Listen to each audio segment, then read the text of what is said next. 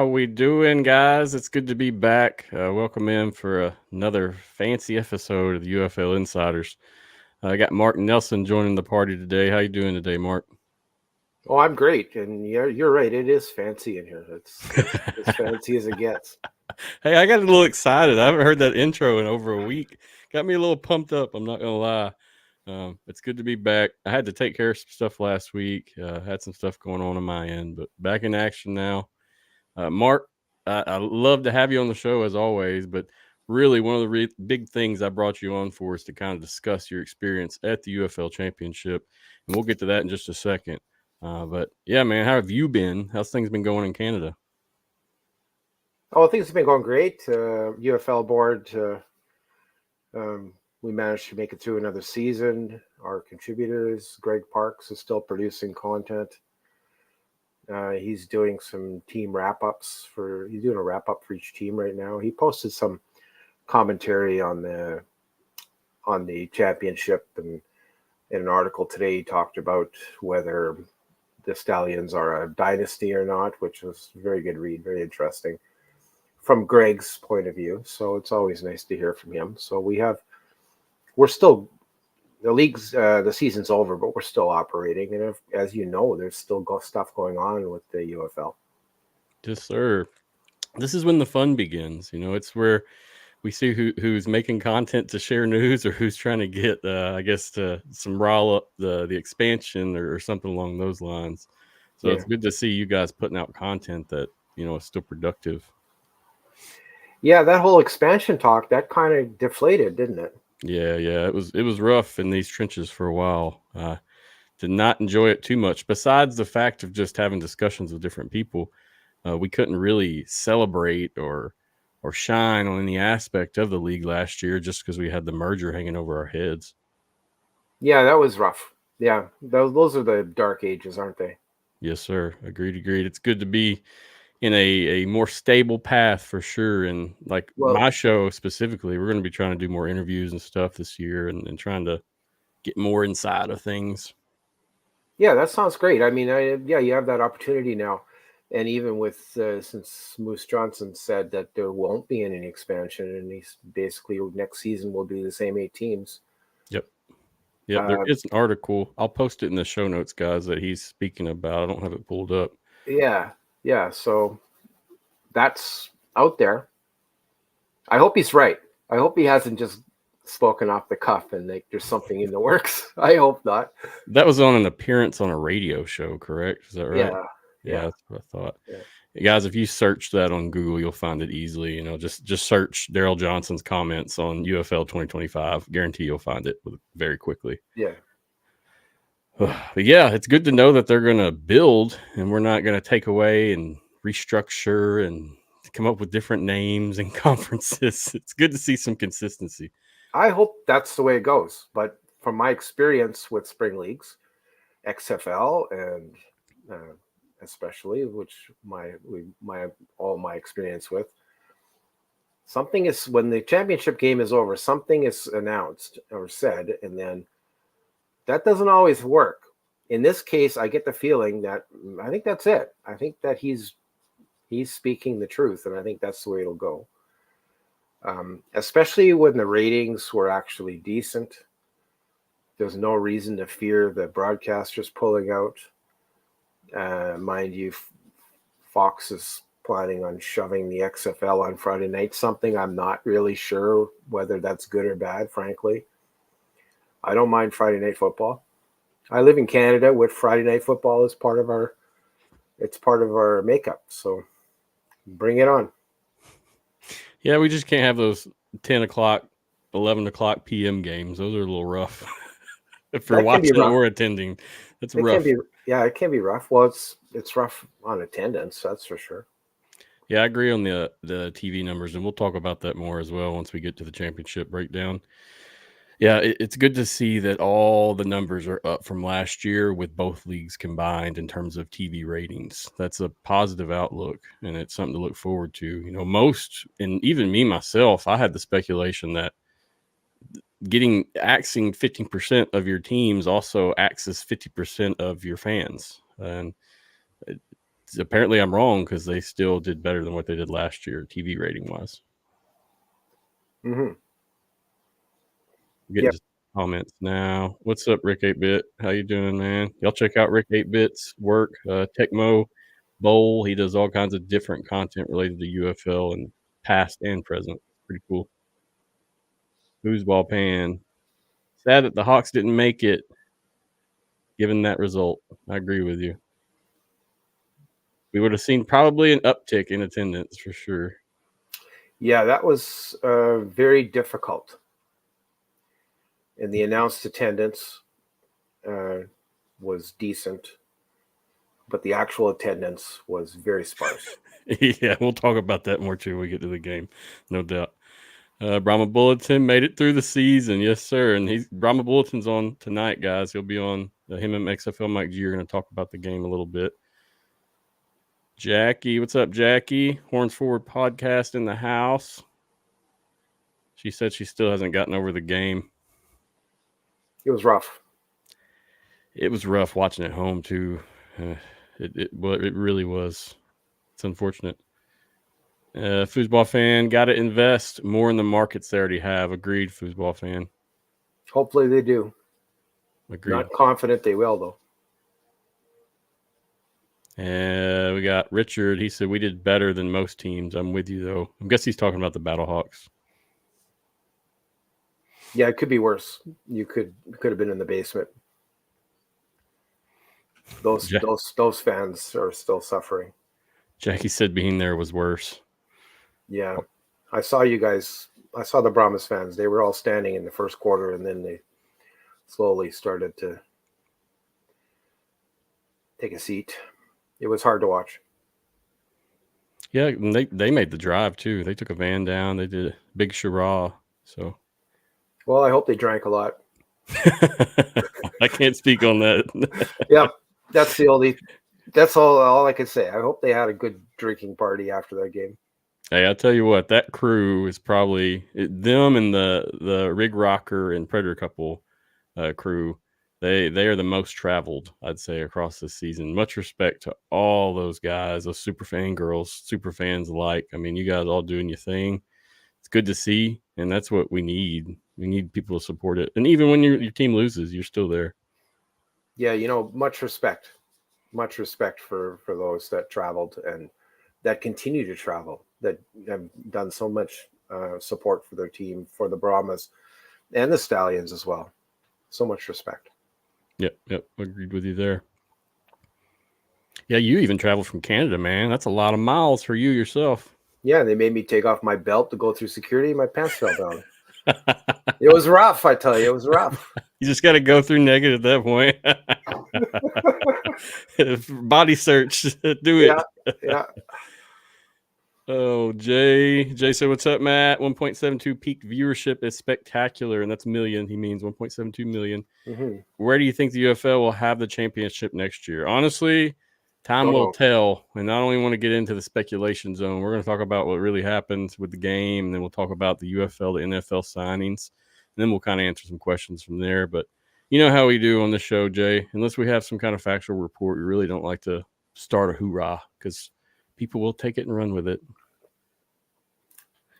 Okay, a couple more comments and we'll roll on. Richard, again, thanks for showing your support. And I'm guessing he meant Jackie and their crew because immediately after that conversation. And let's do one more comment. KJ Disciple, damn TSA agents. Yeah. That's the one part I hate about flying, man. Yeah, they threw out my toothpaste too. They said this tube is too big, and I'm like, okay. Like I could have taken down the whole plane with that tube of toothpaste. I swear to God. That's some MacGyver stuff. Yeah. Mix it with this, do that. Well, guys, appreciate you watching the show and supporting. Comment in. You'll definitely be integrated in the show as much as possible. I want to go ahead and get started talking about the championship game and kind of just get an overall experience from Mark. What he thought, what he saw, and some highlights, some negatives. Whatever you wanted to share, Mark, the floor is yours regarding this UFL Championship game. Yeah, overall, I mean, St. Louis is It's a wonderful city, let me tell you. And it was hot there, especially hot on game day. It was 100 above. So, and but it's a nice city. I mean, there's a little bit gritty in some places, but I managed to avoid those places. And the media day started on the Saturday, and of course I didn't know what to expect. Really, I went down there and to the stadium for about almost 1:30. I was there in the afternoon because they announced that the buses would arrive at the loading end of the stadium at 1:30, and I figured I could see the players getting off the buses. So I went down there, and there was no other people like me there. There was stadium workers waiting for the arrival. And so I was able to confirm with them that this was the right spot. So off we just waited. And soon enough, Alan Alford showed up, and Terry Spain, who I've never met before. Got to meet those two and meet Alan. Very nice gentleman. Yeah, he's very nice gentleman. And Alan was there with his camera. He was set it up, ready to film and report on the buses arriving. He's very professional. He was in a 3-piece suit. I mean, yep. You know, and I was in shorts and a golf shirt, right? So when I met him, it was the same experience exactly. I was very impressed.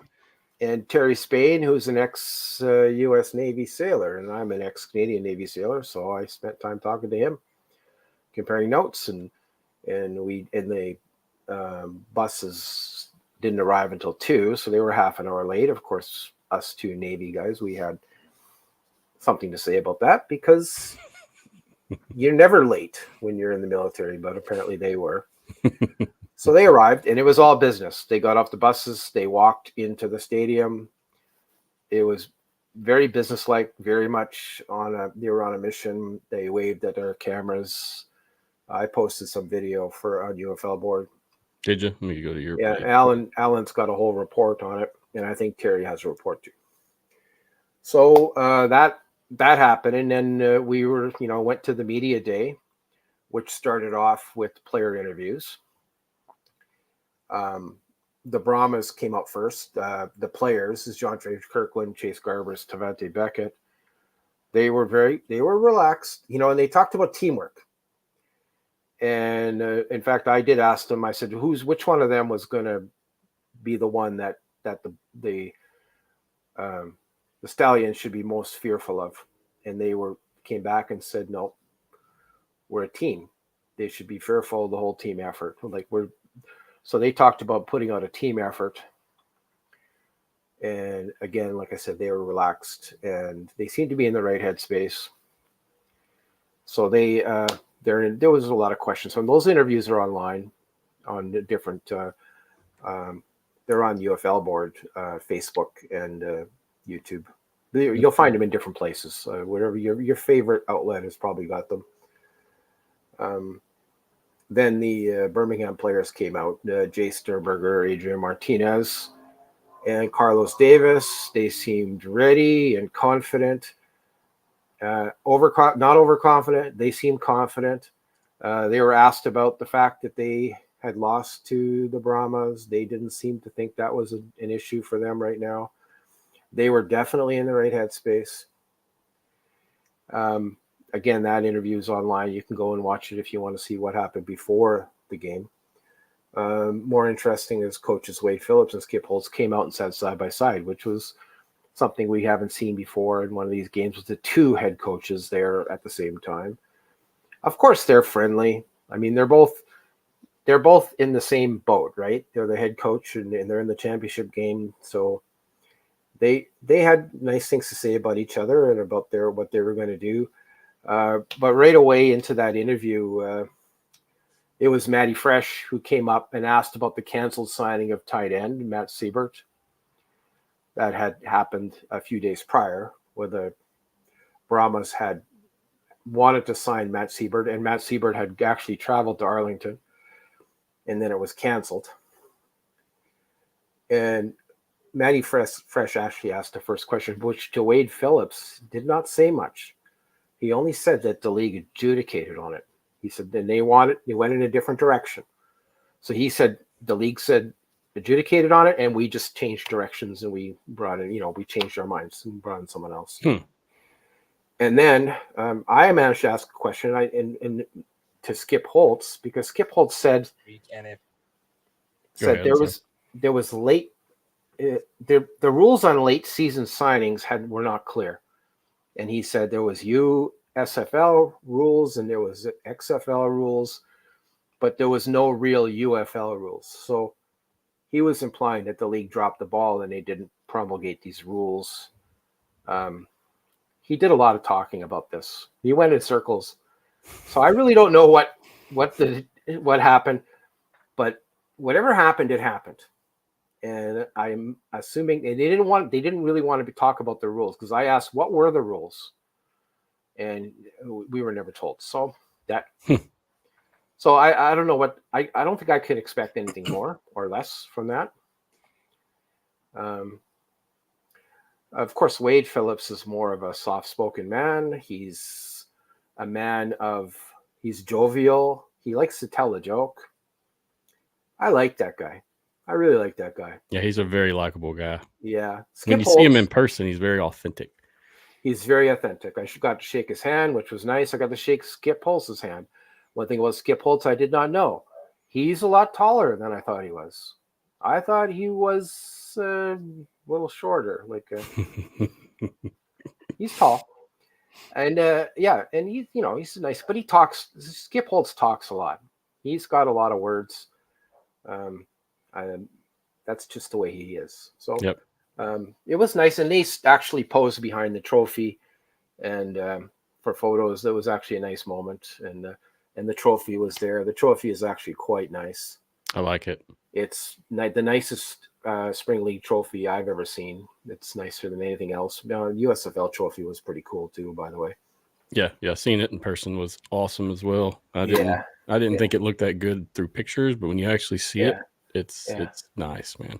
Yeah, the XFL trophy, I don't know. Yeah, I won't even talk about it. It's just not as nice. Especially when you compare it to what else is out there. So that was media day. Also at media day, I went in. We weren't supposed to go into the stadium. Our passes were only taking us into the media conference room. But you know what? I quickly found out that there's really nobody stopping me from going anywhere. So there was these robots that look like dogs, and I followed them, and I got to talk to the Army guys that were operating them, and the technician from the robotics company, and one of them was carrying the ball on its back, and I thought that was pretty cool. And they were running that robot around the field, and I'm like, how does the ball stay on there? And so I asked, and they told me it stays on there because it's meant to be steady. The robotics keeps it steady, and it wasn't glued on or anything. It was just on a little cradle. So I'm like, I thought that was pretty impressive. And those robots are freaky looking. Yeah. Some Black Mirror stuff. Yeah, there's like nightmares can come from that, but I managed to sleep through the night despite that experience. I saw Pat. He posted Pat. He said, the first time I saw I'm paraphrasing. The first time I saw one of these robots was when I was deployed, and it ran up and tripped over a rock and fell. Oh yeah. Yeah, you'll have to check it out on Twitter. Okay. It's funny, dude. I seen that one before the game and was laughing. And then Richard said the XFL trophy is not the best, purchased from Big Lots. Yeah. I don't have I'm not going to talk about that trophy. I have a lot to say about it, but I'm not going to say it. Just forget it. Well, how was the actual game experience? I mean, how was it in terms of media? I know when I went to the XFL Championship last year, it was a good time. I met a lot of people, had a good time watching the game. I mean, is that similar experience? Yeah, totally. Somebody who I worked with quite closely in XFL 2020 was Anthony.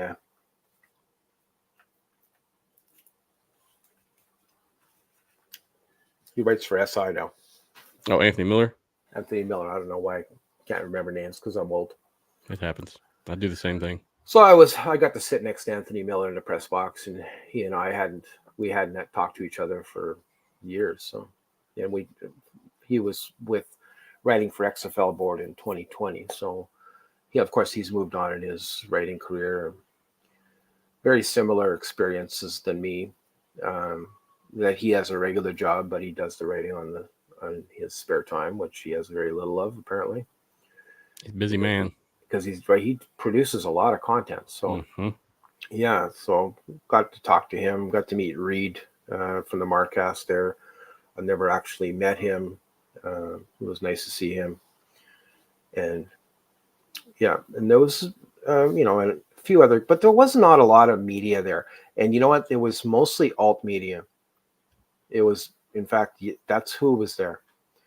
And there's a huge press box up in the dome, and it was maybe 10% full. Gotcha. Yep. So, I mean, there could have been a whole lot more media there. I'm pretty sure. When I got to the game day was hot, so I never made it to the tailgating area. By the time I got to the stadium, my only mission was to go inside where the air conditioning was. It was that hot. I don't know how they did tailgating. I mean, they must have been down to bikinis and Speedos. It was so damn hot out there. Come on down to the real South. We'll show you some heat. Yeah. I hear you. Yeah. So this guy from Winnipeg is like, yeah, this is a lot. So prior to the game, we got a tour there was a tour of the technology in one of the stadium suites, and got to see the drone up close, or one of the drones, and they showed us the screen where they do the switching of camera views, and we got to play with those and we get to wear the helmet with the camera on it. That was fun. I don't know how a player wears one of those helmets for the whole game. They really must be conditioned for that. Also went on the field, and I saw Skip Holtz completing 30-yard passes to the receivers. Like I didn't know that man could throw a ball, but of course he's an ex-player, so he doesn't look like he's out of shape when you see him in person. He definitely looks like he's in shape. No, if you look at him there in your screenshot, I mean, he looks like Elmer Fudd, right? Mm-hmm. Yeah, he's not. So, I say looks like. I'm not saying he is.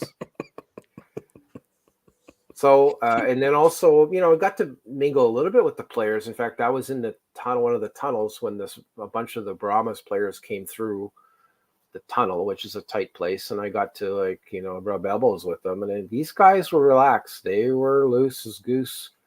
They were cracking jokes. They were, Was this the Stallions or the Brahmas you're speaking of, or both? I think I said the Brahmas. Maybe I didn't. It was the Brahmas. Gotcha.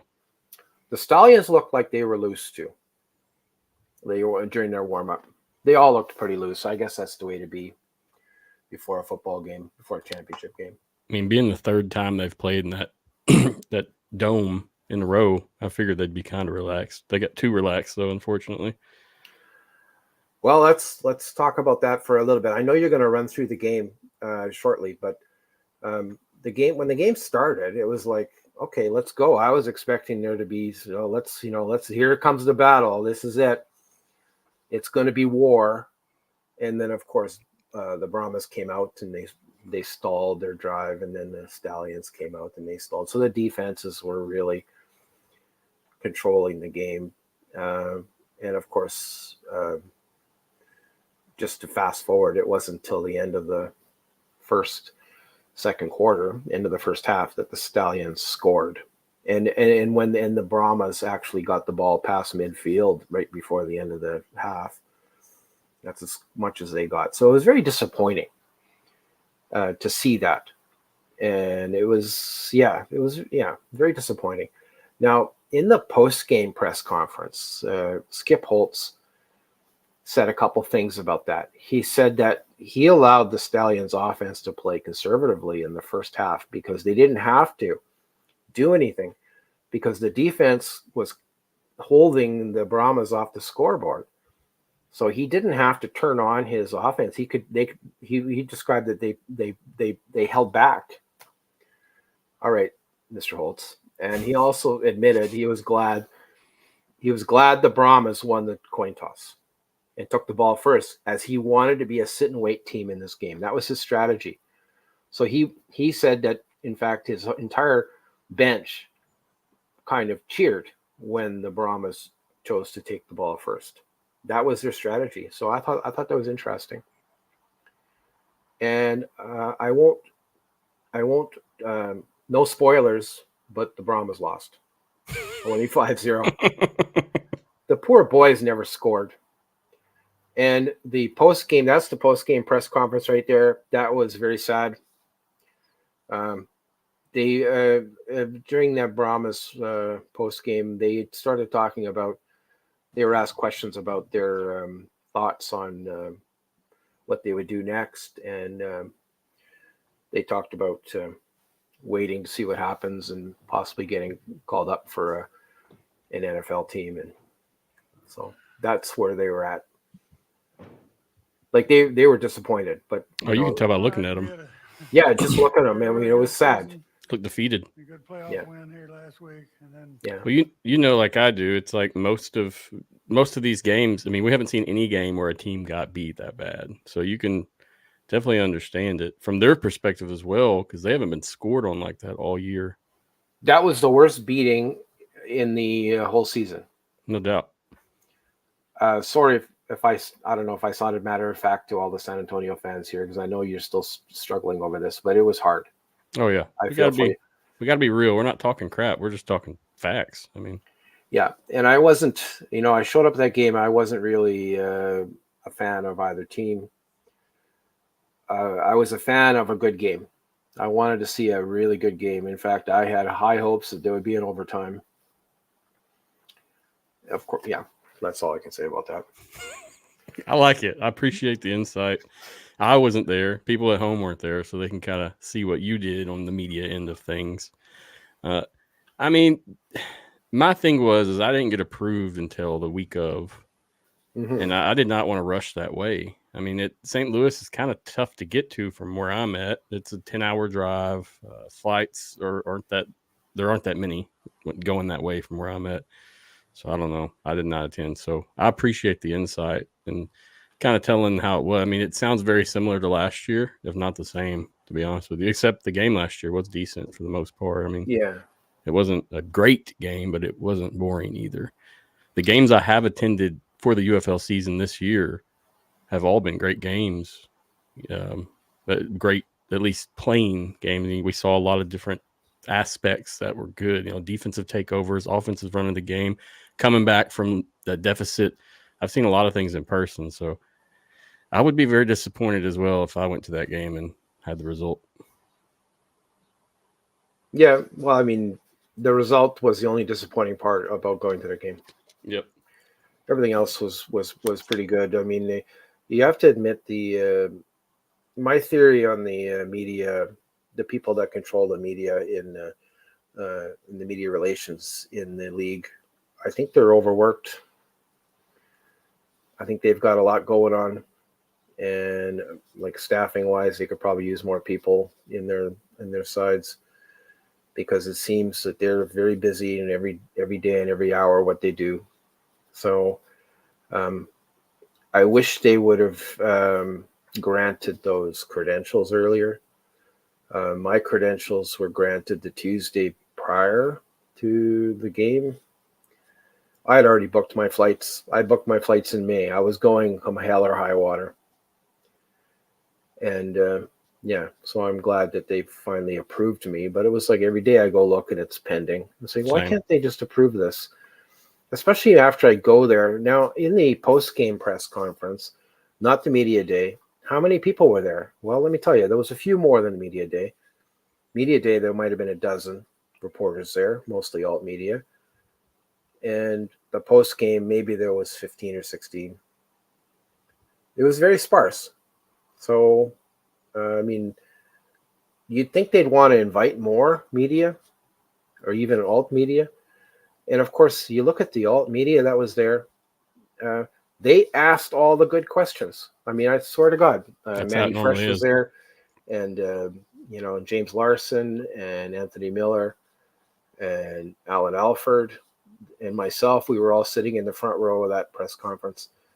Way to And- represent, guys. Yeah, Seriously. and every other and the rest, there was nobody sitting behind us for the most part. There was just odds and ends. So, I mean, the league has to see who's reporting on their games. Now, if you go look on the media, if you go to Google News and you search for UFL Championship, you're going to see major news outlets with stories. I mean, so they basically wrote the stories, but the real news is coming out of the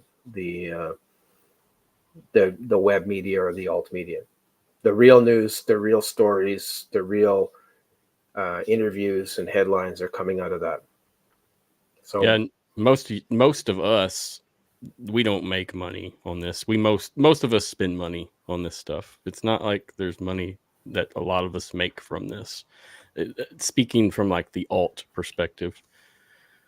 I know if you go to UFL board, you'll see that there's ads on that site, and I can tell you honestly that those ads do not pay for all the expenses. I know. Yeah. So if you don't, if anyone out there listening to this doesn't believe me, and if the Canadian Tax Association is listening, I don't make any money. I feel that. I'm the same. No, I've said it 1,000 times just in case. There are ways to monetize reporting or things like besides ads. I mean, but you still don't make any money. Yeah, and it's, I don't know. It's for the love. Definitely. I'll say for a fact, I know a few people that got rejected that covered whole teams in different areas throughout the whole season. Some of these people attended every game in their city or whatever city they were covering, and they did not get in. So I did get it, but like I said, it was just too late. The expenses on travel go up a lot if you leave 2 or 3 days before, or schedule it 2 to 3 days before you're actually supposed to leave. Mm-hmm. But much respect to you guys for showing up and showing what we're about in terms of alt media. All the names you said, I mean, they have some type of role, some type of place in this spectrum. So I think you guys did awesome on that. I'm glad to hear that. Seriously. Yeah. Thank you. Yeah. We tried. I mean, I was glad that I was able to end up at a media at a game and represent the media for once, because in fact that was my first time. So yeah, you're right, they're not big on the alt media. They haven't been, and I can tell you from my experience, and I've experienced it over the years, the first XFL 2001, it was hit and miss. I'll tell you who was big on the media was Birmingham invited the alt media. They were like, let's come on down. And I even got a pass for the Birmingham games, and I was in Canada. They sent me one in the mail. Dang. Yeah, like I still have that somewhere in one of my treasure chests. Are you talking about the Birmingham Iron? Is that correct? Oh, you cut out on me. He might get disconnected. We'll see what happens. Uh-oh. All right, I'm going to give him a second to see if he fixes it or if it works it out. And then if not, we'll move on and start talking about the game. I'm going to bring it. Did I cut out there or what? Yeah, there you go. You're back. Yeah, you cut out for a good bit. I thought you were going to get booted. If you do get booted, just come right back in. You don't have to do anything different. That's because I was talking about the old XFL and Vince McMahon. Vince McMahon has a big button and he just pushed it. So you're done. It's a bullshit button. Yep. Yeah, Ryan, he does the Stallion Stampede, so he is a faithful to the Stallions down there, and I know he loves doing it. So I actually met him in person when I went for the conference championship, and he was doing his thing, man. In XFL 2020, there was some markets that they did not like the alt media. I ran into some problems. It was Seattle, for example, at the time, and the media director in the headquarters of the XFL, I spoke to her, Stephanie Rudnick, and you know what? She sorted everything out. and all of a sudden Seattle was like this, and they gave us our media accreditation. So the head office in 2020 was more friendly towards all media. They basically did not, they were trying not to exclude anybody that wanted to write on their league, which I liked. So that's all I have to say about that. It changes from year to year. Hopefully this league improves. Yeah, before we move on, I want to agree with you on that. Even from last year, it's changed, and I'm dealing with a lot of the same people. I felt like wasn't too many different individuals besides the USFL teams. When it all started, man, I probably sent 60 emails before. I mean, I had to constantly email to get a response back, and I don't think that's due to a ignore me type purpose. I think they're just so busy. They're probably getting thousands of emails a day. I think so. That's my take on it, and that's from being around different media entities within the league. You know, whether it be Houston or Birmingham, or I mean, you can see the difference in each one when you deal with them and attend the games. I know in Birmingham, I kept getting frustrated because I was trying to take pictures before the game, and they're like, hey, you got to get off the field. And I had a yellow pass, and I do the same thing every game, take pictures beforehand. Sometimes I'll get the media photo credentials. They wouldn't give me those either, but, you know, they kept trying to remove me. And I'm just like, okay, I'll just go. I'm not going to be somewhere I'm not supposed to. But nobody could really – I told them, hey, the process of each game is yellow means you can be on the field until 5 minutes before kickoff. That's the process it's been for every game I've been to. And they were very adamant that was not correct. So made me a little frustrated down there in Birmingham.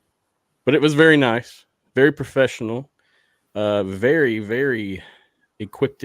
I felt like they had everything. They gave you food vouchers to get food. It was a different experience than I've attended in some of the other games. But yeah, we'll move on, Mark, if you're good with it. I'm going to bring XFLMikeG in and RJ. Bring some fresh blood in here. Let's do it. What's up, fellas? Hey, guys. How's it going? Great. Hi, Mark. Hello. Have you guys constructed yourself after that loss? You feeling good today? Well, I was until you asked that, and I'd been pulled together for a little while, and then you and Mark, and it's like, God, I know we got to recap this game, but it's tough. It was a tough loss. Yeah, I mean, I take solace in the fact that we witnessed history on Sunday. You know, there will be no other team that will score fewer points in a football championship game at any level than the San Antonio Brahmas. So at least I have that to hold on. We are in the history books, and no one can take that away from us. I don't think anybody wants to take that away from us. Oh, we fellas, y'all. I mean, whoever wants to go ahead and start. I mean, let's hear more about the game. I'll bring up YouTube in the background. I'll make some key points as well, but I'll let you guys do your thing. I'll defer to the gentleman who was actually at the game, Mr. RJ. Yeah, I drove up there from San Antonio. It was a pretty long drive. Never been to St. Louis before. Never been to the Dome. The Dome itself, I've heard a lot of people say it's garbage and it's a trashy stadium and it's a dump, but I don't think it was that bad. I don't either. Yeah, you could tell it's old and it's dated, but I went there with a friend and we were both looking at each other and we're like, wow, just imagine that this is where the greatest show on turf used to play on. But so that was pretty cool. But the game itself was, wow, I thought it was kind of boring for pretty much most of the first half until Birmingham scored late in the first half. And then after that, it was just a domination by the Stallions. And so me and my friend, we just wanted to sit there and see how long it's going to be. It's like, hey, if we can't be historically good, we might as well be biblically bad. So we joined in with some of the Battlehawks fans that was around us, and they were kind of teasing, and we took it all in good stride, and It's like, we're going to have a good time with this. There were games well out of hand, and let's have fun with it. There were some parts of the game, like our running game was not effective at all. You see that the Stallions, they had like 200 yards rushing, and we had, what I see here, 52. So our running game was ineffective. Our pass rush, which has been dominant all year long, was not there at all. Martinez had enough time in the backfield to gather wood. He was able to build a fire. He was able to make a tent, go fishing, clean his fish, everything. I mean, Take a nap. We had no pressure on him at all. So he had all day back there. Y'all want to intercept with this point real quick. Stallions picked up 210 yards on the ground in Sunday's game, which was 94 more yards than San Antonio's defense has allowed in any game this season. Yes. So I don't know what the deal was there. Our defense just did not look as sharp as it used to. You can tell that the Stallions made some adjustments from the Week 9 loss that they had in San Antonio. So you could tell that they were prepared for what we threw at them, and we just couldn't do anything. And then offensively, our running game, like I said, was non-existent. Garbers was pressured quite a bit, and we all know about the 2 infamous slides that he had. I was losing my mind on that one slide in which he slid like 3 yards too soon, and there was no one around. He could have ran for like another 5-6 yards, but he slid and he was short, and we went for a 4th down. We didn't get it. And now you're starting to see, like on X or Twitter, Facebook, that he has possible NFL deals. And so he did this as I'm not going to get myself hurt, so I'm doing it as a protection thing. I don't know if I really buy that or not, but it was frustrating to see those slides there. And just our offense was sputtering for most of the game. And then Dormady came in, put some life into our game. We're actually starting to move the ball downfield. And so turning to my buddies, like, well, this is it. With the UFL rules, we can score. We can go for 4th and 12. We get it. We score. We go for 4th and 12 again. Birmingham will never get the ball back, and we can score like 4 touchdowns in a row and win the game. And yeah, that didn't happen. I thought maybe they'd go for a field goal to at least put some points on the board, but that didn't happen. And here we are, 25-0. So we're in the history books. And like I said, no one can take that from us. Ooh. Mike, what's your take on this? Well, the previous week, it seems like we did play the best game of the season to defeat St. Louis to get into this championship game. And we juxtapose that with our worst output of the season. It was close in the first half. It was a slugfest. The defense was always there until towards the end. But once we lost Lovett and then Kirkland, our offense kind of seemed to fold in on itself. Like RJ was saying, they brought in Dormady, and a lot of people are feeling like that should have been a call that they made sooner. When I'm watching a game at home, I'm not very loud. I very rarely make any comments, but that slide that began 2 yards short of the first down marker when he was at the marker, that caused me to lose my mind. Yeah. But it seemed like San Antonio was almost, and I hate to say it, satisfied to be there a little bit. I always look at teams and how they react to getting into the playoffs, getting to the championship game. The Stallions were all business because they'd been there before, and San Antonio basically celebrated last week on St. Louis's field. So it kind of felt like maybe they were emotionally spent just getting there. And I don't want to say they were happy to be there because that's not the impression that I got, but maybe emotionally just kind of spent and done. Yeah, it seemed like they had absolutely no fire except for the few players that were attempting to fight physically. I mean, you didn't see much fire come out of this team, man. And I've seen this team come back from a big deficit when they beat Memphis, and it was a completely different vibe, man. I don't know what to say on it. Well, the defense they were in it. They were in it to win it. They were up and maybe a little bit too emotional, and that could lead to that drain. I don't like my teams to be too emotionally charged up going into the game, or to expend too much emotion pregame, because that dwindles so fast. It's hard to utilize that in the game. Mm-hmm.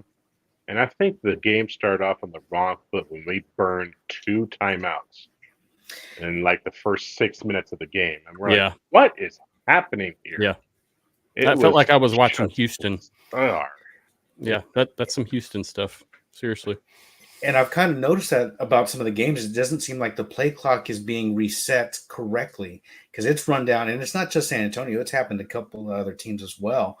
And it's something that they didn't have the little, the little bug on the screen, so I could keep track of when they reset that play clock. It is a shorter play clock than it is in the NFL, and these guys are used to it by now. But it just kind of feels like they're not resetting it correctly, and it's leading to shorter clocks. Mm-hmm.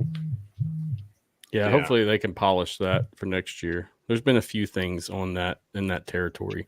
Right. But, honestly, I feel like things are more consistent call-wise in the NFL. Some of the NFL calls are very debatable on most. Yeah, and last season in the XFL, it kind of felt like the refs were going to make the call, and the guys in the Dean Blandino was going to, back them up. And there was very few challenges that were overruled. Yep. This year, it's kind of like the refs are going, you challenge it. You saw it, you challenge it. Mm-hmm.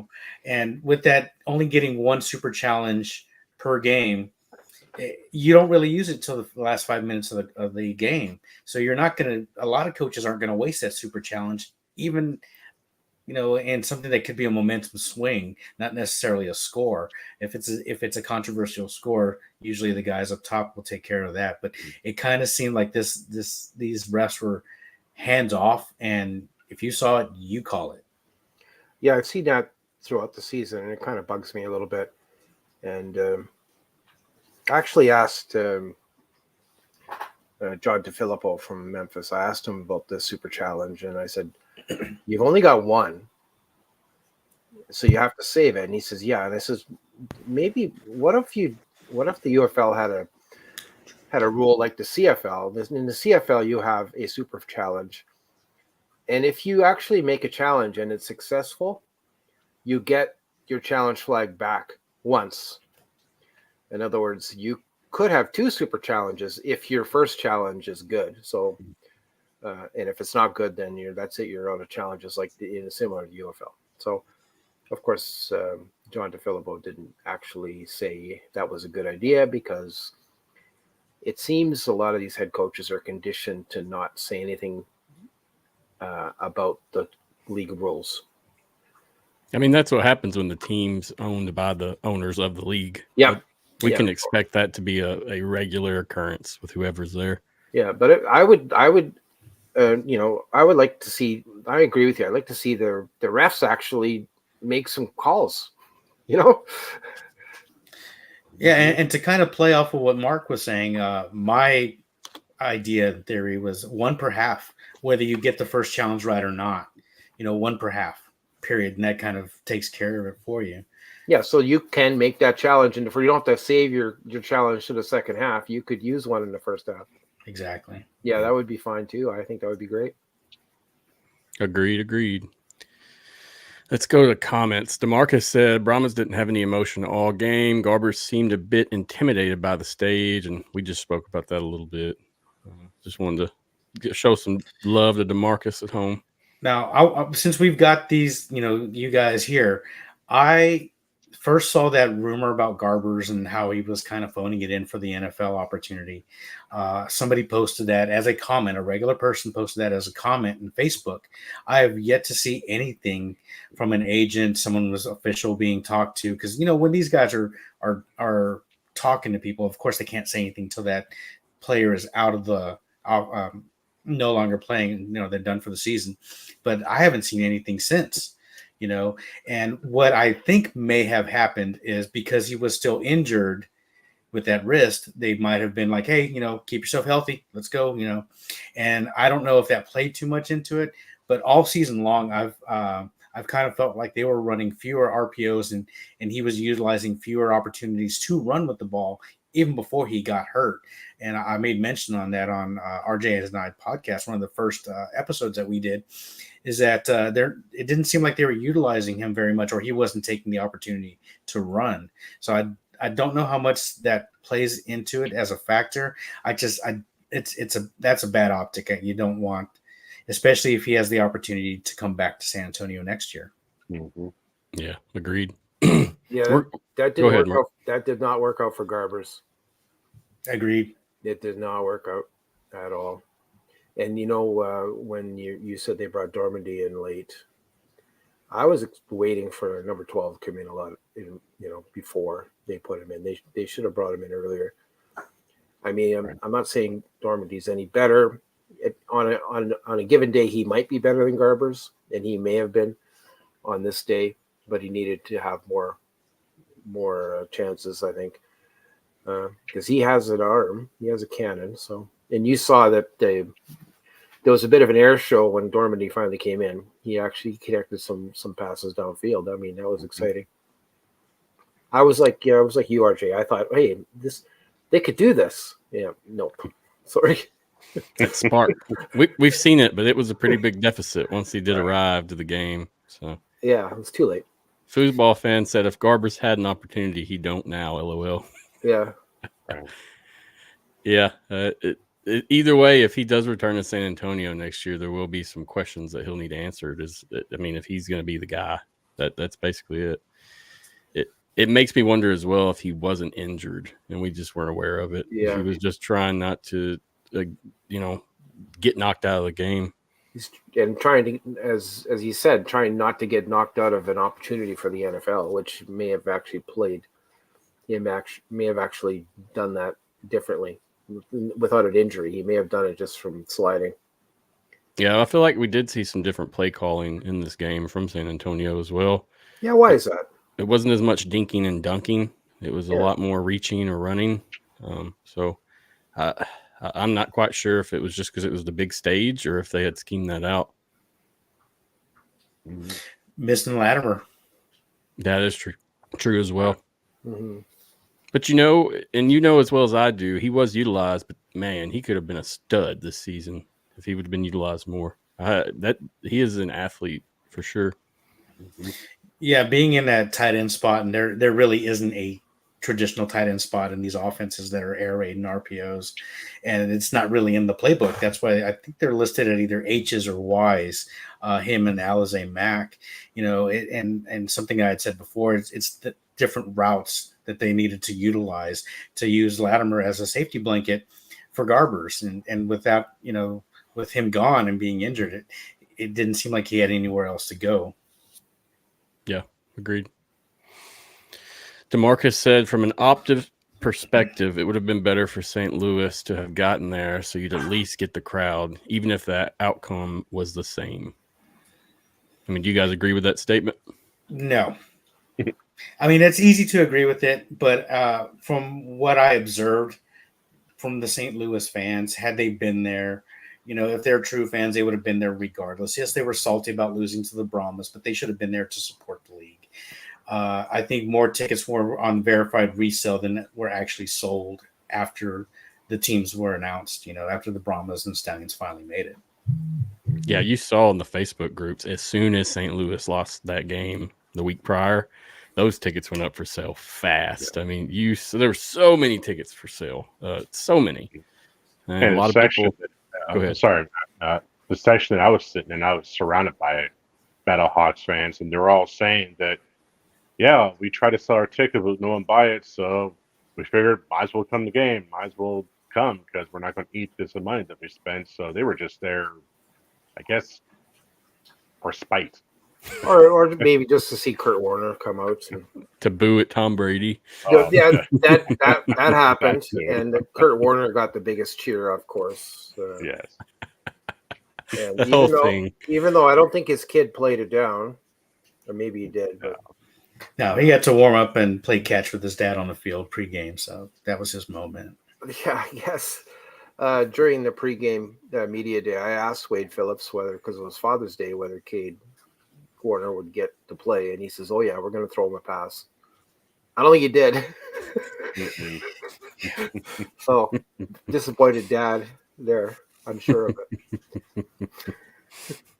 it. Keela, am I saying that right? I believe. If I'm not, please correct me. Said STL fans outnumbered the Brahmas and Stallions. Is that true, RJ, Mark? You guys were there. I think so. Oh yes, yeah. There was a lot of Battlehawks fans there. And I said in the section where almost all of them were saying that they were just there because they couldn't get rid of their tickets. It was still sparse. And across from the press box in the level 4, there were fans sitting there, but it was sparse. So they had sold tickets up there as well. Yeah. But every section was sparse. It looked like that on TV also. Not trying to be critical. Like the 27,000 that they announced was there. There might have been, I think there was about the same amount of fans there as there was at the championship last year in San Antonio. Yeah. That's what I thought as well, looking at it, honestly, because I was there in person for that other game and Mark's pictures, other pictures. Go ahead, Mark. How many were there at the game you're talking about? 15,000? So the championship last year in San Antonio, I think it was 22,000.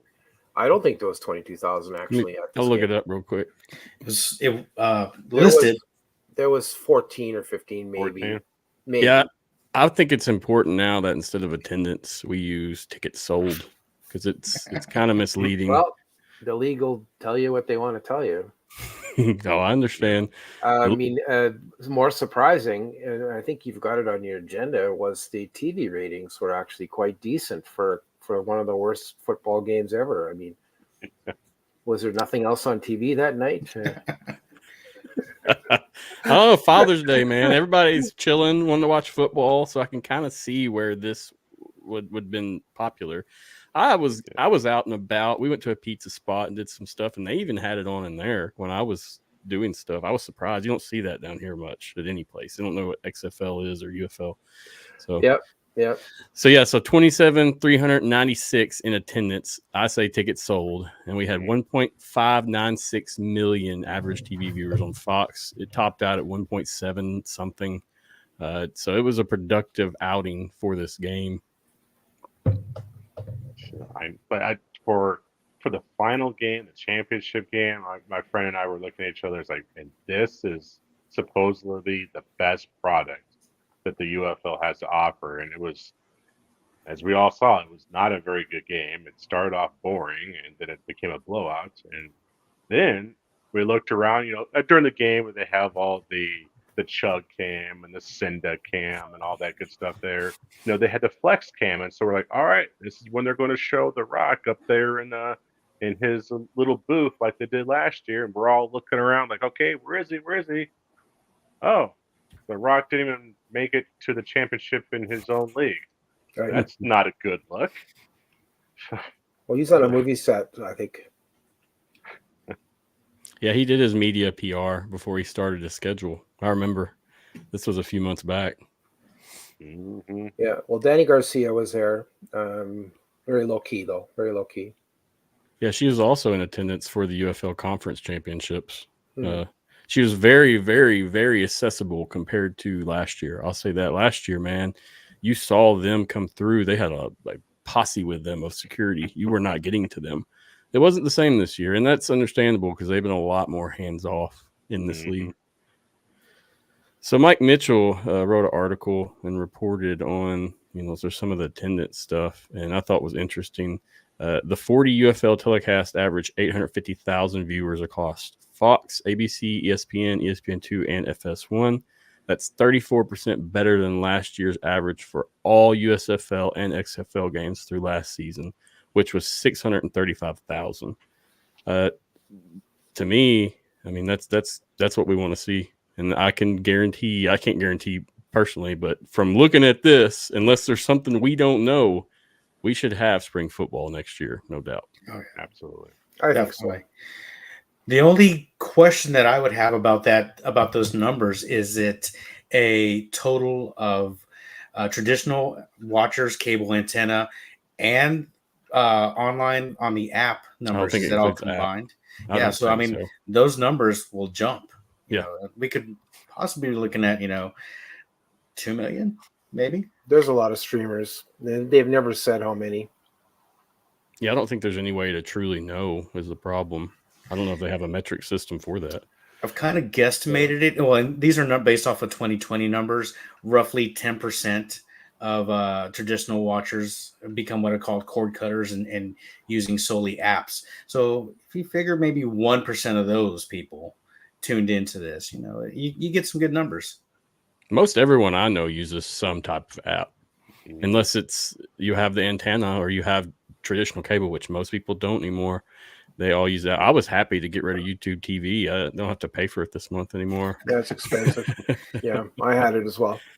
Yep. They almost got me, and I canceled it right before they charged. So Yeah, happy about that. In terms of the attendance or tickets sold and the TV viewers, we had a successful championship, and that's something we can bank on.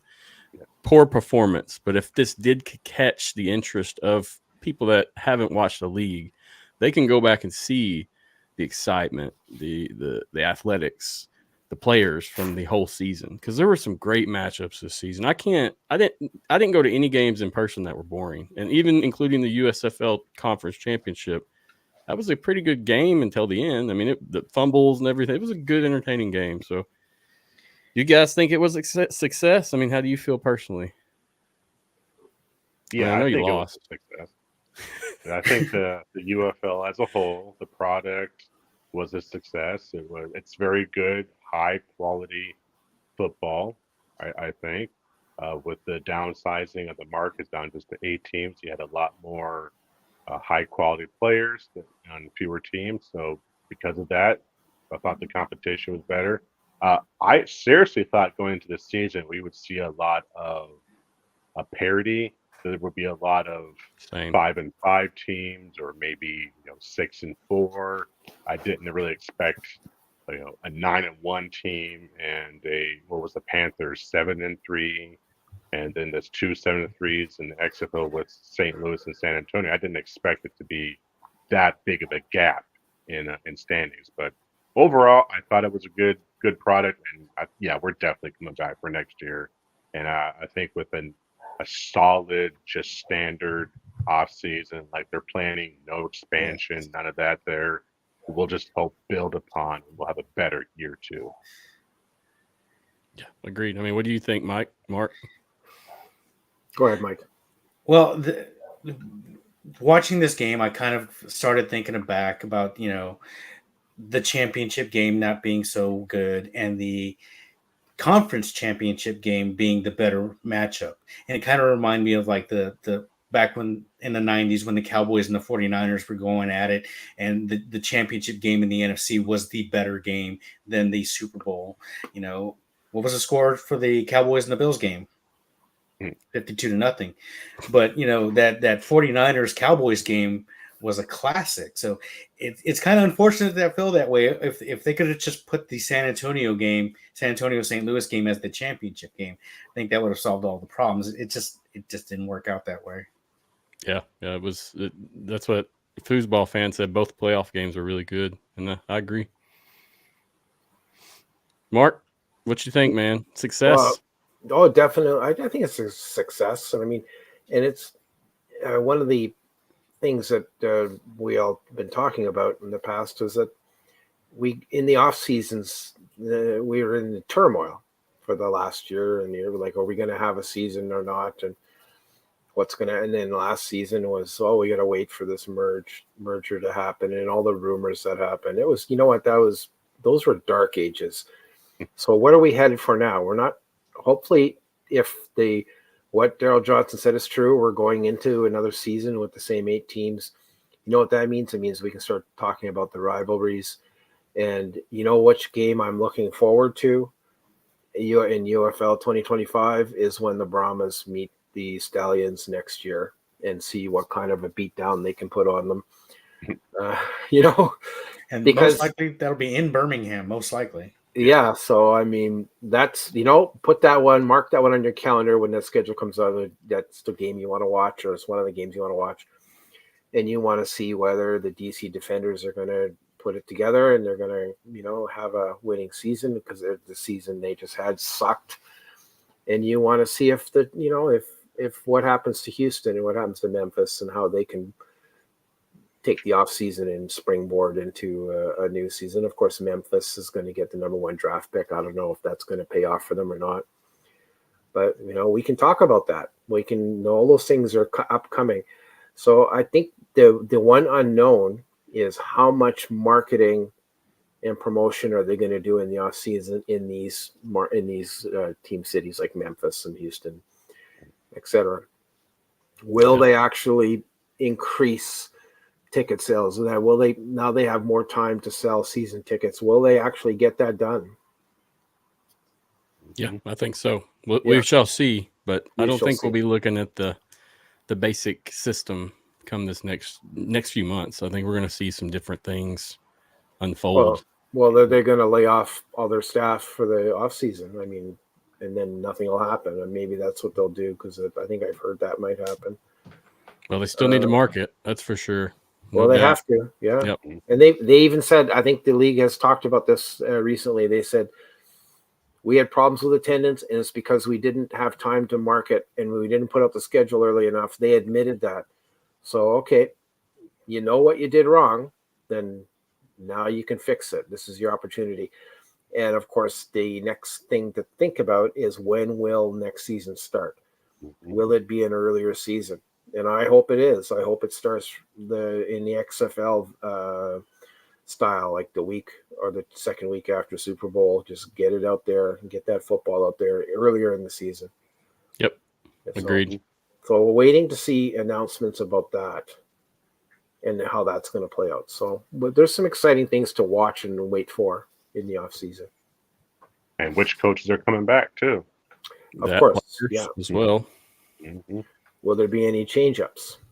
We should have some change-ups on some form on every team. That is the thing about the spring ball. We're going to be looking at something different. Maybe not be too significant, but you can bet it's going to happen. Mm-hmm.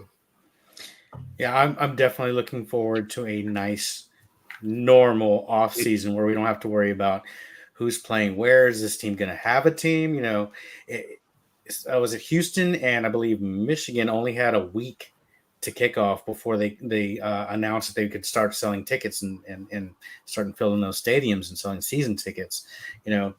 With this, we'll get hopefully more than 30 days advance notice for the schedule. Hopefully they'll release that in January. Hell, December even. Yeah. Earlier is the better, especially for people with kids and such. It helps them plan all that out. I don't have kids, so I don't got to worry about that. But a lot of people have a kid or two. A lot of spring sports start up March, April. There was an individual in our group that he could not attend any games or do anything because his life was taken by spring sports and his child's sports. He could not go to any game in DC. So it's understandable. Ryan Messer said they need local engagement, and we've been screaming that for a year and a half. I've been screaming the same thing. At this point, go back and listen to some old podcasts, XFL, UFL, and you'll see what we've said 1,000 times. I'm not going to regurgitate it again. But, yeah, that's crucial. Got to have it. Trey, he chimed in. He said, better not hear anyone else say an UFL team can beat a CFL team. Just kidding. Love you guys. I was going to say something about Winnipeg. Not going to say it. The Canadian Football Countdown, guys, if you're listening now, that's Trey. He's part of the crew on that show. Check that out for some CFL content. They're pretty good at keep up with everything, have regular shows. It's entertaining. Good group of guys. Yeah, so with this 25-0 score, we wrap up the UFL 2024 season, guys. The Stallions took it home, got the three-peat, and it was the first shutout all season as well. It's the most interesting thing. Save the best for the last, I guess. Yeah, once the sting of that title game wears off, and we reflect back on it honestly, we had a great season. We were 3-7 last year, and we flipped that to 7-3, beat St. Louis at St. Louis to get to the championship game. Heck of a season. We had so many great players, some that we brought in, some that were already existing. But San Antonio, once we get over that, we'll be ready to go for the next year. Right. Yes, sir. Agreed. Here in San Antonio, if you still want football, we do got the Gunslingers, so we're lucky to still have some football here in Alamo City. Yes, sir. What point is it right now in their season? Is it like midway? I haven't been keeping up with it just because I've been so into this. I think they're week 14 or about ready to start week 15 right now. So Gunslingers are now 6-5, so they have 5 games left. Gotcha. That's what I was gonna say. They go to 20, I guess. Is that when the playoffs start, or is that leading up to the playoffs, or that included the playoffs? So 5 regular season games left. Gotcha. Yeah, I'll be checking it out. And you can check out RJ, guys. He's always making sure to keep the information about those gunslingers going. We put his articles on alternativefootballnetwork.com. And also they have their own show. It's RJ's show. Him and Mike G do their thing together. Chewing the Cud. Check it out. Thank you. I didn't even know you guys had a show this week. I've been so unplugged that I have not done much. Probably not this week because it is. No. I'm sorry. Last week. Week. Yeah. That I misspoke that, but yeah, I just quit. I didn't look at anything. I had to unplug. So appreciate you guys coming on all season, doing your thing. We'll get you guys on for sure. We'll be collaborating, doing some stuff together during the season, interviews, whatever. I look forward to talking more and appreciate you both. Seriously. Yes, sir. Thank you for having me on. Appreciate it. Hey, thank you all. Check out their show, Chewing the Cud. You can check out RJ on alternativefootballnetwork.com. Guys, anything you want to say before you're out of here? No, just it was a good season. Like Mike said, it was something that we can be proud of. It didn't end the way we wanted, but overall, it was still a very successful season. So we'll get it next year. Agreed. As always, horns forward. Horns forward. I love it. Take it easy, fellas. Be good. Take it easy.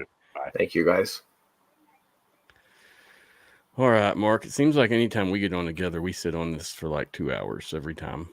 It always happens. It seems like.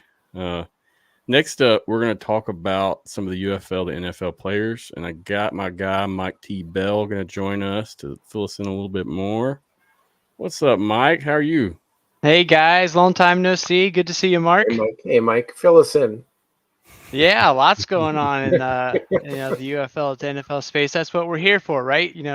This has all been built in the league of opportunity, and it's what we kind of all wanted to see happen. And being a Michigan Panthers fan and covering them most of the season, the guy that, to no surprise, has gotten a contract, Jake Bates. Per Aaron Wilson, he's gotten a 2-year deal. But your colleague, Greg Parks, made a good point. Don't fall in love with the length of the deal.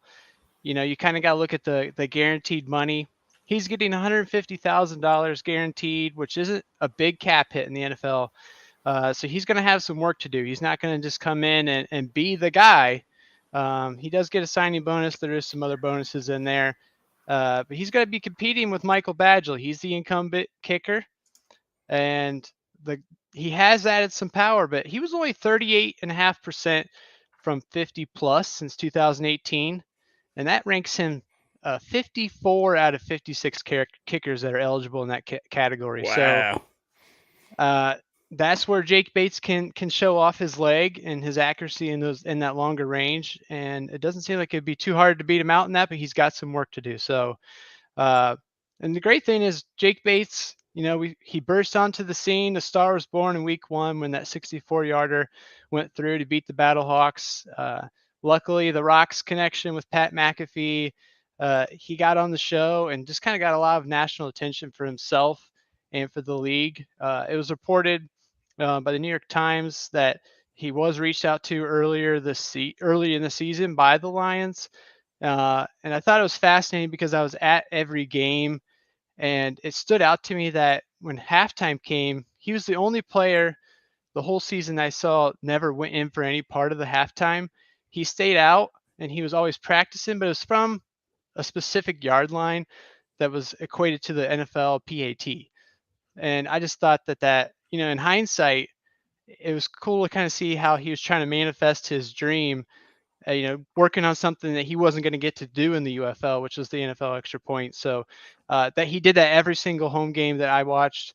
And he did pretty good in the dome. He only had one field goal miss the whole year inside the dome, and that one was 51 yards. So, you can't, get too hard on him on that. 17 of 22 in the regular season, 21, 28 overall. And the ones that he did miss, were over 50 yards. There was a 39-yarder that he missed and a 44-yarder that was blocked. So I think it'll be interesting to see how he's used if he does make the team. Dan Campbell's notorious for going for it on fourth down when he's on the opponent's side of the field. And we all know in that conference championship game how he could have, used some extra points from his kicker when he went forward on fourth down and didn't get it. What will he do? This is kind of a paradox situation. Jake Bates can get you those points. And I think the answer is actually the way Coach Nolan used him this year. There were a lot of times where we felt like, why is Coach Nolan not going for the points here? He's in Jake Bates' range, and then he'd punt it and rely on the defense. But he did use him in the end of half situations and obviously at the end of game situations. So I think Dan Campbell will probably utilize the same method. So James Turner was waived to make room for Jake Bates, and I think we're all excited to see what he can do in the NFL. Yeah, I think he has a shot. It's proven that, these special teams players, if anyone has a shot, it's definitely them to get on that roster. Absolutely. What's the deal with Jake Bates, though? Back before the season began, the reviews. Well, the Panthers got a kicker, and he hasn't kicked a field goal since high school. And the reviews were, what are they thinking? Well, they obviously knew something because this guy, he just killed it, especially in the first game, even in the first game. So I find that very interesting how nobody knew that this guy could kick until the Panthers figured it out. Yeah, absolutely.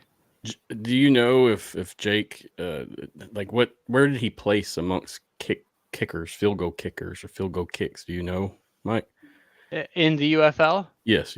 I believe overall he was like third or fourth in percentage, but most of the season he was at one or two until he had one bad game, and that just kind of threw off all the percentages there. Yeah. But it was definitely in the upper part, but it was like third or fourth. I just was curious. No worries. Yeah. With his long kicks, he should be good. And if he goes through and shows what he can do, I imagine we'll be seeing him at least make the practice squad. That's my observation. Yeah. And those field goals are clutch situations. The 64-yarder. He also had the one against Arlington. Those are high pressure situations, and the big deal about that first one was he made the one before he got iced. He got iced, and then he just went back and did it again. Yeah, I remember that. In terms of his skill, I think he's got it, no doubt. But I know, at least on the XFL side, how many guys actually made it in the league last year? I think, was it one? Is that right? I don't know off the top of my head, but it's like most of them got cut right before the season started or after training camp. Some were on practice squads. But I'm just curious, do you guys know, who last year actually made it? Who had been? He was with the Broncos, right? I know, like Brandon Aubrey, that kicker. I was meaning more XFL, but that as well. He's one of the rare exceptions for that. Yeah. I can't, none that's coming off the top of my head. What about you, Mark? Yeah, I can't think of anyone. And I'm interested. I'm like you. I agree. I'm waiting to see what Jake Bates does with the Lions. I'll be watching. And I hope he does it. I think that would be the best thing. Yep. And we're going to have more players every day. We're going to see something on this, guys. And right now, I think unofficially there's 5 more signings that haven't been released officially yet. So I don't want to bring them up, but we see them, sometimes 2 days prior, sometimes 1 day prior. And then we'll see the pre-R release with those names. But right now it's just 8 officially. We know there's more. I know there's more. But I mean, Dawood Davis, he's gone. He's heading to the Panthers. Yeah. That a lot of these names, Jacob Sailors, Willie Harvey Jr., the Cowboys. Sailors is going to the Giants. I mean, I wish the best for all these men, and I hope they take this opportunity and run with it. And don't be one of these that have to come back. Do your thing. Absolutely. And it's nice seeing, a couple of them. You think that they might have to be young to get this opportunity, like 24 range, but I think Jacob Sailors is 24. Harvey was like 28. Another guy, one of the linemen that got taken was 26. So I mean, there is opportunity to kind of, if you do need to reset, you can come here, polish your game, get a good look, and get signed and get a chance. And I think that's what these guys are looking for. Just give me another shot. And a lot of people, they fall out of the league and then you never hear from them again. This is like a shot to actually just settle down, get some good solid film out there and get another look. Agreed, 100%. And I like the Jake Bates story in terms of he played for the Panthers, Michigan Panthers, and now he's coming to play for the Lions. I mean, that's almost a hometown story. I mean, it's not exactly a hometown story, but it's very close. So, right. Yeah, man, it should be a good venture for this man. And each one of these guys, man, even if they make the practice squad, that's good money. They're doing what they love to do, and they have the opportunity to step up at some point. So, yeah. Is there anyone else that you've looked at, Mike? I don't know why I called you Jake again. Lord have mercy. You just look like a Jake to me, right? Is there any other players that you're, looking at that are shining out right now for that next spot? I mean, I am excited to see that, I put out there earlier that I wish that there was some kind of deal where all the player awards would at least guarantee them an opportunity to at least get a camp invite. That way we could see Luis Perez make it into the, the NFL and players like that. But we did hear about an official camp invite, or I should say tryout for Breland Speaks, Defensive Player of the Year with the Titans and the Carolina Panthers. So it's nice to see like there are some of those GMs that, are watching the league. I think Atlanta Falcons have like 8 people from now that I think about it, with the former question, they have a lot of people from the Battlehawks.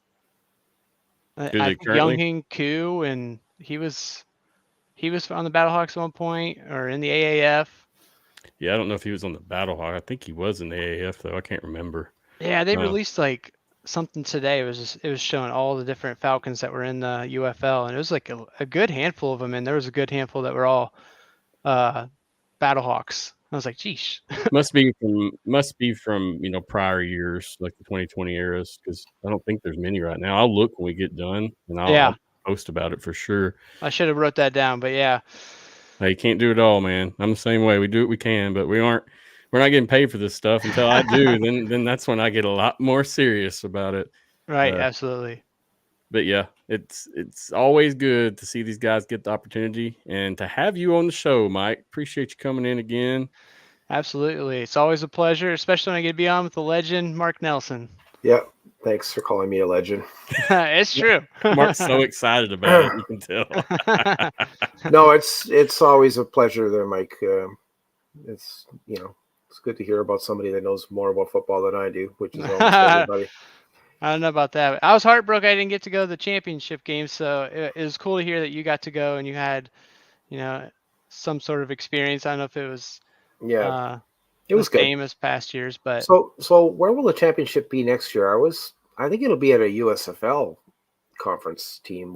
Could it be at the Panthers, or they don't know where they're playing next year, do they? Yeah, the Panthers. So this is from my sources, they have not renewed the contract yet. So it was a 1-year deal going into this year. It has expired. I can confirm that. And it looks like they need to get that done sooner rather than later, but otherwise they're going to have to look at some other venues. If that is true, then they will look at Eastern Michigan, which they used as a practice field in the past. It is a 6,000 capacity, roughly, approximately. Don't quote me on Phew. exactly there. Also looking at Central Michigan, Ann Arbor, but Ann Arbor just feels weird. Like they've mentioned Ann Arbor, but to go to the big house with the third largest stadium, I don't know unless they get the students involved and the staff. But there is the old Ferry Field there, which used to house about 46,000 there. So if it's renovatable, within a couple months, maybe that's something. But I think the main thing is they'll try to renew that contract, and it's just a matter of what Ford Field wants out of them. Does the championship game have to be in a dome? I mean, it has been. Of course, the USFL championships weren't in a dome. I feel like if it's late in the season, yes. If it's late in the season, yeah. So if they start earlier, could they have the championship in Birmingham next year? I mean, it's feasible. But even then, if you're going to say on that lines, you can say Memphis is a good spot. There's a bunch, there's a lot of good spots available. Yeah. Honestly, from my opinion, I think it'll really be who is going to partner with the league the most. And we kind of we saw the Visit St. Louis stuff. Do you guys remember that? Mm-hmm, yeah. I think it'll be somewhat similar to that where, they'll be looking at their best options. It's not just going to be what they want. And nothing wrong with that because we got to save some dollars. Well, I think Daryl Johnson, Moose Johnson said they gave it to St. Louis as a reward because their attendance had been so good. And they would look at doing that again. So who has earned a reward for next year? I really don't know. The Stallions. That's my opinion.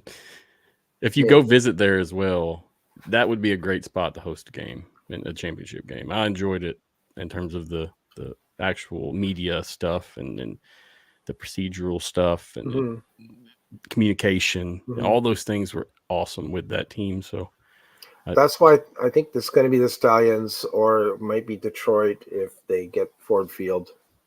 Agreed. I would like to see it go to DC, but that's an XFL team. So I'm thinking, no, it'll go to a USFL conference team next year, I think. Or will it go back to Canton? Because I kind of doubt that. I doubt that as well. It'd be logistically, that would be a nightmare, not having a team there at all. Yeah. I mean, that seems, Well, I'm looking forward to hearing that. If it's in Detroit, I would, I'll probably travel to that one for sure. I think it'd be a good boost for, you think about, the Panthers, and how good they did this year. They're only going to build upon that next year. They need a massive help in the attendance. They show that they are watching on TV. To know that you might have a championship game there, I think I go into game one as a fan wanting to be a part of it and get in there. So I think that'd be a great help. Well, what if they sell the tickets earlier this year? And what if now that people know that this league is now not just a one and gone, that it's a 2 years and it's possibly further? Well, do you think that fans will start to buy tickets for Panthers games and start taking it seriously? I do think so. It was definitely a crap show last year, or I should say this last season. To not even get season ticket opportunity until March 13th, with the season starting March 30th, and then single tickets, going on sale a week later. I mean, there was like Matthew said, there was no time to plan. You were already planning for the Tigers baseball games at this point. Yeah. And the Red Wings were hot in hockey. You were spending your dollars there, and you didn't even know if things were going to start up. It just was that messy. And there was no communication. They didn't even know who their communications director was going to be until very late. Yeah, there's a whole long list of reasons why it didn't work out. Yeah, they were and they know it. Yeah, they were using the Billboard media people, Lambert. They were using them to bridge the gap in communication until they brought in the new person. So I think it will go much better this year. It can only go up for sure. Yeah.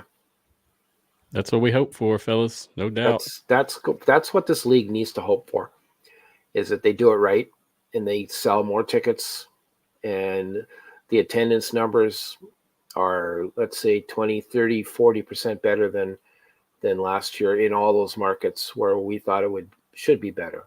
Like Detroit is a good example. Yeah. And Absolutely. another thing, you guys are throwing out reasons, but Detroit had 3 home games in a row that were planned very, very quickly. It was, I don't know the exact time frame, but it was very quickly in between them saying, hey, we got 3 home games, come out, buy tickets. Yeah, and the first 2 were backed up against Tigers and Red Wings, and Red Wings are in a playoff push. It was, I mean, I was walking to the game just to see a Tiger and Red Wings fans, and it didn't seem like anybody was going to the Panthers game, but yeah. It'll get better, Mike. Hang on, man. Hang on. I'm trying. Everybody, that's the sad part, is everybody outside of Michigan, it feels like they just want us gone and they want to relocate us and bring a new team in. But I see a lot of value that the Panthers could bring, especially history. I got my Bobby Aber jersey on right now. I just got, from the 80s. So there's history there. Let's bring it back. I like it, man. Mike, I appreciate you coming on, discussing some UFL to NFL players, as well as we got a little bit of a championship home field next year. We got to discuss that a little bit. So appreciate you, Mike. We'll be in touch more, and I'll see you again for sure, my friend. Awesome. It's always a pleasure. Good seeing you both. Bye, Mike. All right, see you, Mark. Till next time, my friend. Be good. Thanks, Matthew. All right. Great convo with Mike. Mike T. Bell's a man. Appreciate him. He covered the Panthers all season long. He was one of the few with AFN that he was the only person that got season credentials with any team, at least with my folks. I couldn't even get season credentials. I was game by game. So good stuff to Mike, man. Appreciate you. He really put on a good face for AFN and came with his best foot forward, professional, and it all shined for him. And now, he's got contacts. He knows who to contact for things. They know who he is. It's exactly what you should do in that position. So good stuff. Yeah, it's all good. It's all, you can look forward to next season for Mike. It'll get better. Yeah, he'll get his credentials, and hopefully the Panthers have a good season next year and everything works out for them. Maybe they'll be in the championship game. Yes, sir. And how close were they to actually being in this championship game? Think about it. Like they were in it. Yeah. And attendance-wise, at least if we're thinking tickets sold, they really didn't do that bad. Comparable to other teams, they still weren't the worst. So, all things considered, yeah. That's what my thoughts on it is. It's who's making the money, who's pulling people, who's pulling actual people to come to your game. It doesn't matter what city it is. Mm-hmm. Well, Mark, hour and 36 minutes, man. We did it. It's a little bit of a marathon, yeah. It's always a pleasure coming on your show. I really enjoy your show. You're a great host, Matthew. Appreciate it's that. Always fun, and you have good people on. You got a good team at AFN. They're knowledgeable and smart and they're amicable. I want to listen to them. I want to hear what they have to say. Yeah, that's really what we set out to do. Is we're not here to just rile and grift discussions. We're trying to actually do whatever you're passionate about. For Mike, that's covering the team as a professional media person. For me, that's doing everything in the background and in the podcast and doing some coverage as well. But yeah, everybody kind of has some strengths, and we've had a few people fall out, but it's understandable, and I don't take anything personal. It's just how it goes, especially when you're doing an endeavor that doesn't pay. I can see it's totally understandable if somebody doesn't have the time or the effort to do this. So the guys that did make it, I appreciate them greatly. You'll see them more as the show goes on. We'll have on for specials or discussions. And yeah, I appreciate you too, Mark, man. Like I told you from the get-go, it's been a long year of growth, and your website was one of the main factors for me kind of developing. So appreciate you. Well, I hope you continue to grow. I know, and it's hard to grow followers. Yeah. And but you have to keep at it and just keep growing them, and it'll come. and things will come to you. I remember back when you first contacted me, and I was like, oh, who is this guy? All right. He wants to partner with UFL or XFL board at the time. And I'm like, well, why not? We partner with everybody. Like to me, it's the more the merrier. Me as well. So, and you had that attitude. So that's why we kind of joined together. And I mean, our partnership is really on the surface because, you know, I cross post your podcasts and help promote them. And a lot of our writers go with our guests on your podcast, so as long as other people. And yeah, I want to continue doing that. In fact, let's, if we can do more, let's do more. Yes, sir. I like it. Now that things kind of settled out, we'll have an actual season, and we should be able to put out some great content. Yeah.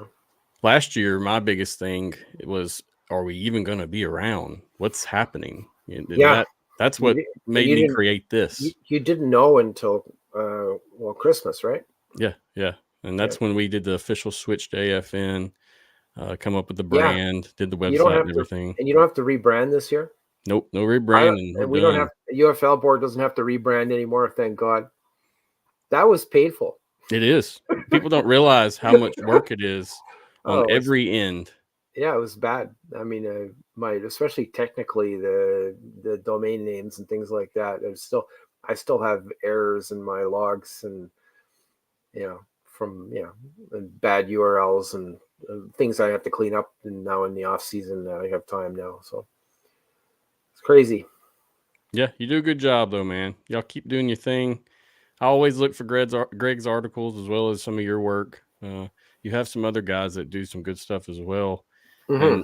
And, we've been sharing it on the website. It's posted there for people. And the website does get some views. It's not like a hugely popular site, but I mean, we get just as good views, if not better than the podcast. Yeah. I find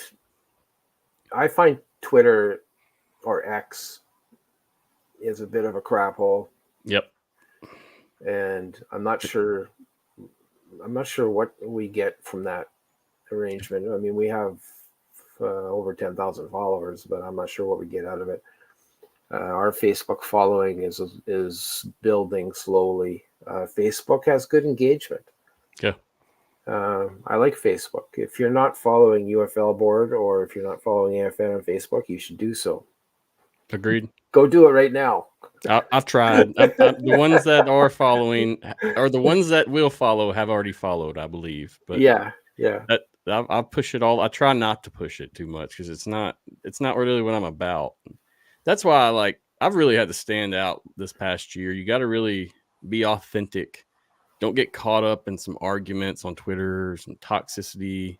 No, there's a lot of gatekeepers I've found in this span of things, whether it's Twitter or Facebook. Socially, there are gatekeepers amongst the groups and the members, the people there.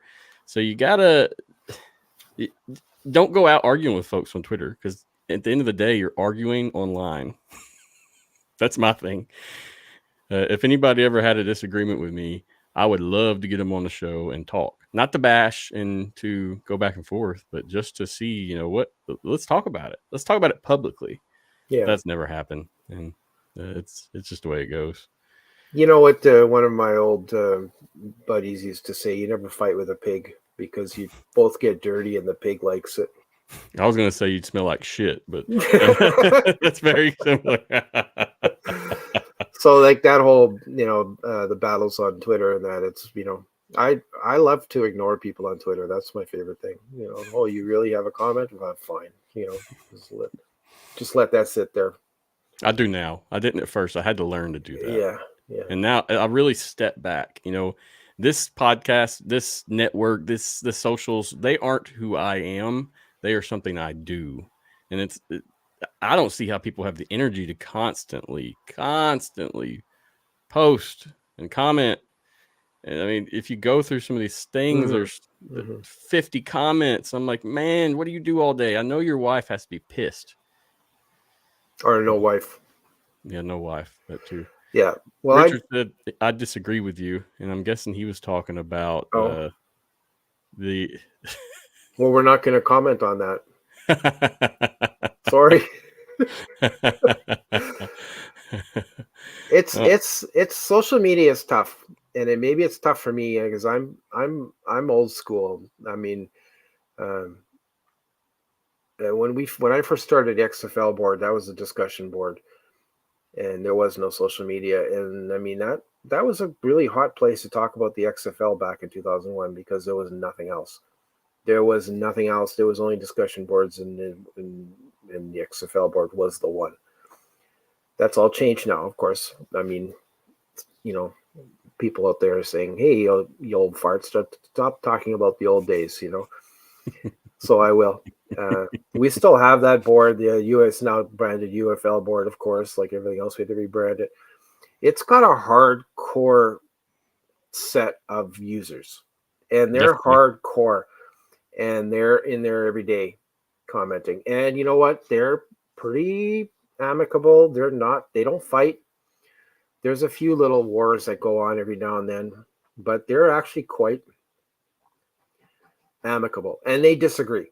They're disagreeing all the time. That board will continue to go. I don't know.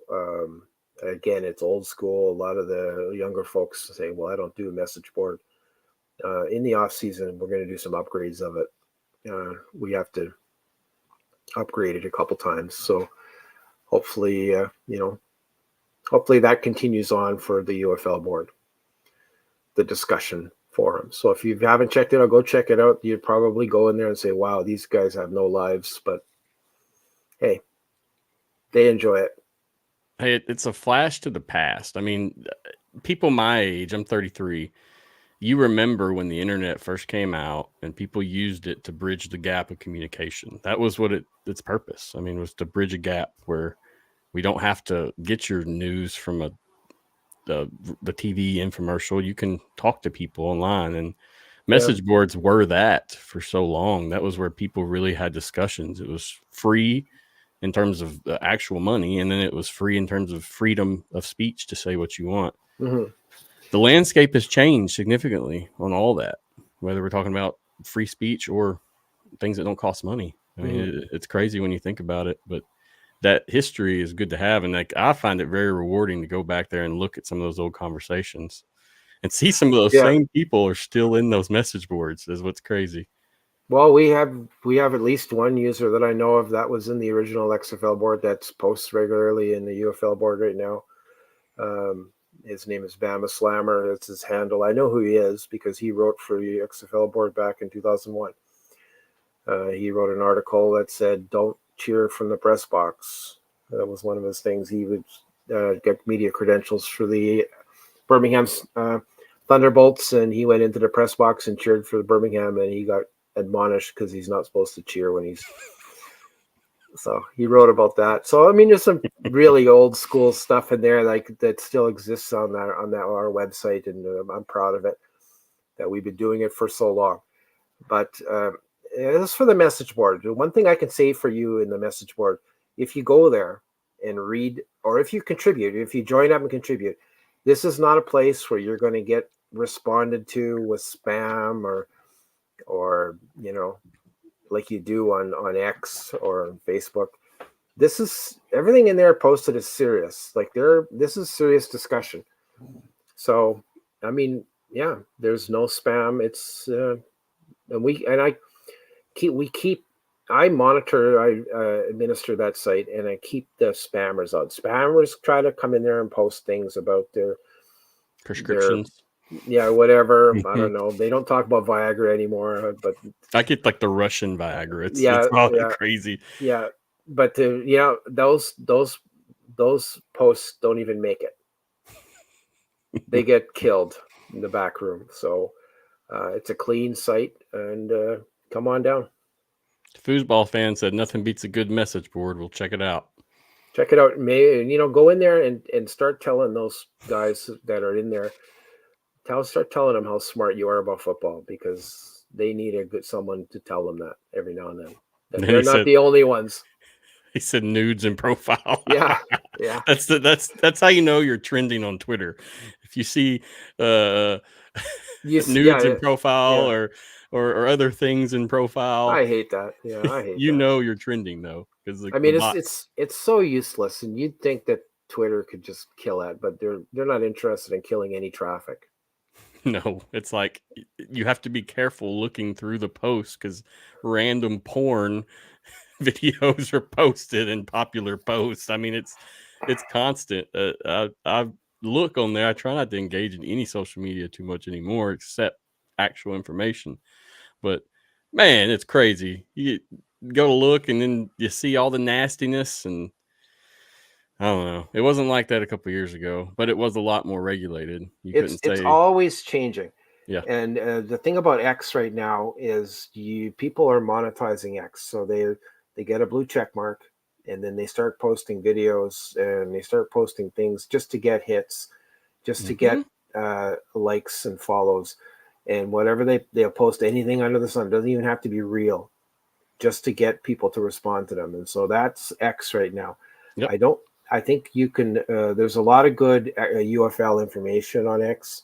Of course, if you follow the right people, you will get information and you will get knowledge. So if you're doing that, then that's probably what you need to do on X. But there's a whole lot more going on in X that's completely useless. Yeah. I mean, Facebook's very similar. Certain groups people have control of. Those groups are the Wild West. They're the Wild West, man. Yep. When I first started this, the groups were on it for me. And now some of the biggest groups, we don't even post it anymore just because of disagreements in terms of it turns stupid. It turns stupid, right? Toxicity, just ignorance.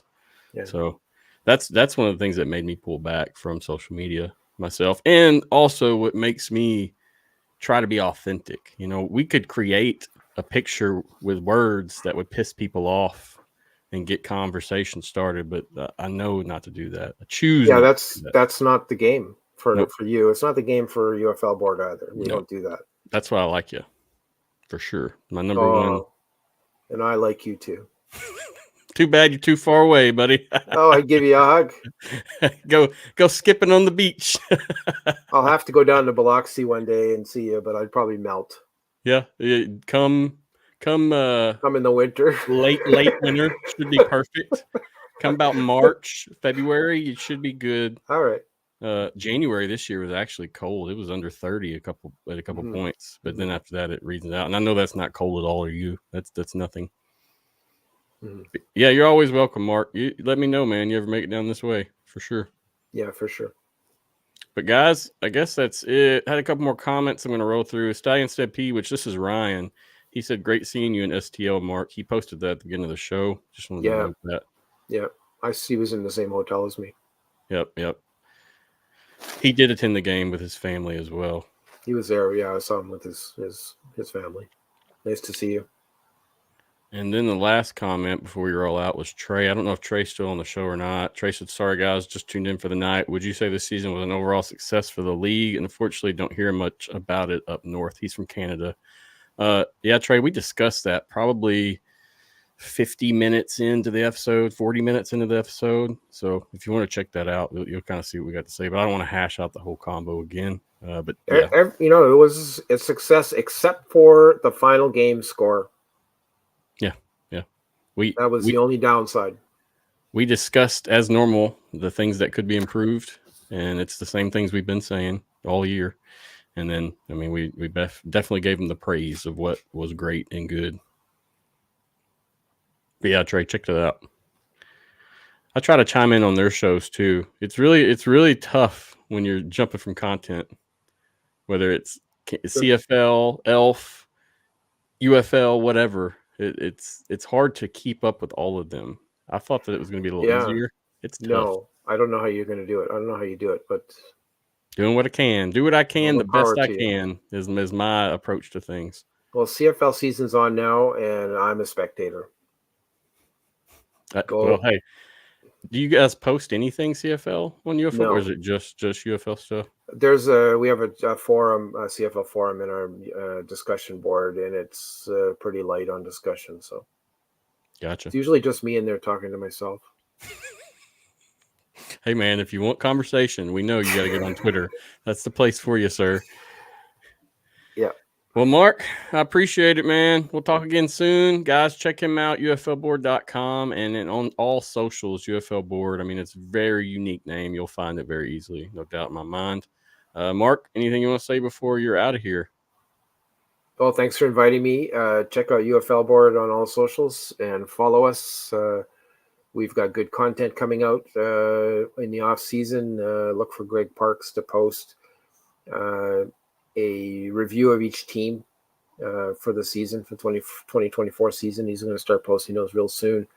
I think he'll start with the bottom, Houston and Memphis, and go and work his way up to the top. And as you know, Greg posts good analysis. Check it out.